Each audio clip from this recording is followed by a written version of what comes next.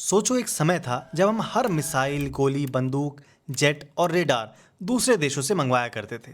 और आज भारत खुद फाइटर जेट्स, सबमरीन्स और मिसाइल्स बना रहा है।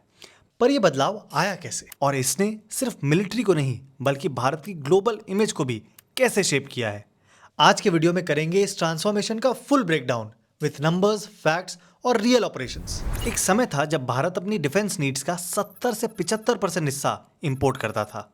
आज ये नंबर घटकर सिर्फ 30 से 35% तक रह गया है। डीआरडीओ के एक्स चीफ वी.के. सारस्वत के मुताबिक अब हम अपने 60% से ज्यादा आर्म्स एम्युनिशंस और डिफेंस इक्विपमेंट खुद बनाते हैं। इंपोर्ट्स सिर्फ इमरजेंसी या स्पेशलाइज्ड रिक्वायरमेंट्स के लिए होते हैं। अब क्योंकि सरकार मेक इन इंडिया को इतना प्रमोट कर रही है, इंडिया के सारे बड़े इंडस्ट्रियलिस्ट इसमें एंटर हो चुके हैं, जैसे अडानी, टाटा, एल&टी और भी कई। ये सारे मेक इन इंडिया और आत्मनिर्भर भारत के इनिशिएटिव्स के under guns, ammunitions, radar, missiles, साथ ही एडवांस इक्विपमेंट्स जैसे अनमैन्ड एरियल व्हीकल्स और लॉन्चर्स बना रहे हैं। यहाँ तक कि हमने ग्लोबली एक्सपैंड करना भी शुरू कर दिया है। अक्टूबर 2024 में वडोदरा में टाटा ने एयरबस के साथ मिलकर C295 ट्रांसपोर्ट एयरक्राफ्ट का पहला प्राइवेट प्लांट शुरू किया। 56 एयरक्राफ्ट में से 40 यहीं बनेंगे। पहली बार इंडिया डिफेंस एविएशन की ग्लोबल सप्लाई चेन का पार्ट बना है। नोमुरा की रिपोर्ट के मुताबिक 2024 से 2032 के बीच भारत में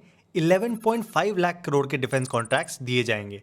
साथ ही 2025 के बजट में 6.21 लाख करोड़ डिफेंस सेक्टर के लिए रखे गए हैं, जिसमें से 1.72 लाख करोड़ सिर्फ नए जेट्स, टैंक्स और वॉरशिप्स में इन्वेस्ट होंगे। एस्टिमेट के मुताबिक 2030 तक डिफेंस का capital expenditure total defence expenditure का 37% तक पहुंच सकता है। अब ये सिर्फ नंबर्स नहीं है, ये एक प्रूफ है हमारे डिफेंस रेवोल्यूशन का। और इसका सबसे बड़ा रीजन है गवर्नमेंट इनिशिएटिव्स। सरकार डिफेंस के सेक्टर में नए रिफॉर्म्स और स्कीम्स ला रही है, जिससे इंडस्ट्री बढ़े और साथ साथ हमारे सारे डिफेंस के विंग्स का कोलैबोरेशन भी बढ़े। इंडियन मिलिट्री वर्ल्ड की 4th सबसे पावरफुल मिलिट्री मानी जाती है और इसके तीनों विंग्स आर्मी, नेवी और एयरफोर्स एक साथ लाकर 2018 में डिफेंस प्लानिंग कमेटी बनाई गई, जिसका मेजर फोकस है नेशनल सिक्योरिटी स्ट्रैटेजीज बनाना, डॉक्ट्रिन्स बनाना और साथ ही रिसोर्सेस जो कम हो या कॉस्टली हो तो उन्हें ठीक से मैनेज करना। अब तीनों विंग्स का कोलैबोरेशन बढ़ाने के लिए 2019 में लाया गया CDS का पोस्ट,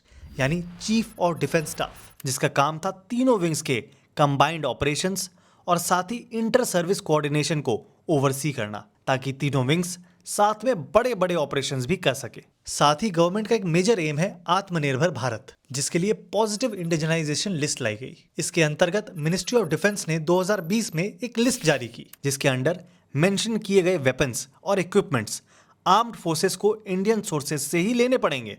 ये लिस्ट हर साल बढ़ रही है और जब डिमांड बढ़ेगी तो प्राइवेट सेक्टर और पब्लिक सेक्टर दोनों को सप्लाई बढ़ानी पड़ेगी, यानी ये एक बहुत बड़ी अपॉर्चुनिटी है। इन सब रिफॉर्म्स के साथ साथ डिफेंस इक्विपमेंट में कोई कमी नहीं छोड़ी जा रही है। आर्मी के रिक्वायरमेंट्स के हिसाब से अलग अलग इक्विपमेंट्स या तो बनाए गए या फिर इंपोर्ट करवाए जा रहे हैं। साथ ही इंडियन कंपनीज और फॉरेन कंपनीज के जॉइंट टेक्नोलॉजिकल प्रोजेक्ट्स को भी शुरू किया गया है। हमने टाटा के बारे में तो ऊपर सुना, वैसे ही एल&टी ने साउथ कोरिया के साथ मिलकर K9 वज्र बनाया है, जो हमारे डेजर्ट वॉरफेयर के लिए परफेक्ट इक्विपमेंट है। अभी इजराइल पैलेस्टाइन वॉर में हमने इजराइल के आयरन डोम सिस्टम का कमाल देखा। उन्हीं के साथ मिलकर डीआरडीओ ने बनाया medium range surface to air missile MRSAM, जो enemy helicopters, missiles, aircraft, drones सबको खत्म कर सकता है। और इजराइल के आयरन डोम के तर्ज पर ही आकाश सिस्टम, जिसकी रेंज इंप्रूव करने की कोशिश की जा रही है, उसे रेडी किया गया है और इसे कई साउथ अमेरिकन और अफ्रीकन कंपनीज को एक्सपोर्ट भी किया गया है। आप सबने रफाल का नाम तो सुना ही है। इंडिया ने recently 36 Rafale fighter jets purchase किए थे, जिनसे हमारी पूरी एयर पावर को एक बड़ा बूस्ट मिला था। अब रफाल तो ले लिया, साथ ही भारत में डेवलप हुआ है तेजस, हमारा खुद का फाइटर जेट, जिसे कॉन्स्टेंटली अपडेट किया जा रहा है और ऑलरेडी इसके लिए कई नेशंस इंक्वायरी भी कर चुके हैं। अब ये सारे नए नए रिफॉर्म्स और इक्विपमेंट्स का असर हमारी ऑपरेशंस में दिखाई देने लग गया है। 2015 में हमारे एक आर्मी कॉन्वॉय को मिलिटेंट्स ने एम्बुश किया था, जिसमें 18 सोल्जर्स शहीद हो गए थे, जिसका मुंह तोड़ जवाब ऑपरेशन हॉट परस्यूट के थ्रू दिया था, जब हमारे सोल्जर्स ने म्यांमार में घुस के NCCN के कैंप्स को टारगेट किया और कई मिलिटेंट्स को मार गिराया। कश्मीर में बढ़ रही मिलिटेंसी के अगेंस्ट 2017 में ऑपरेशन ऑल आउट लाया गया, जिसका एम था कश्मीर में छुपे सारे मिलिटेंट्स को निकाल देना। अब एक तरफ पाकिस्तान है तो दूसरी तरफ चाइना, जिसके साथ टेंशन्स बढ़ रहे हैं। और उसके रिस्पॉन्स में ऑपरेशन स्नो लेपर्ड, जिसके अंडर बहुत सारे इंपॉर्टेंट हाइट्स जो एलएसी के अराउंड थे, उन्हें सिक्योर किया गया।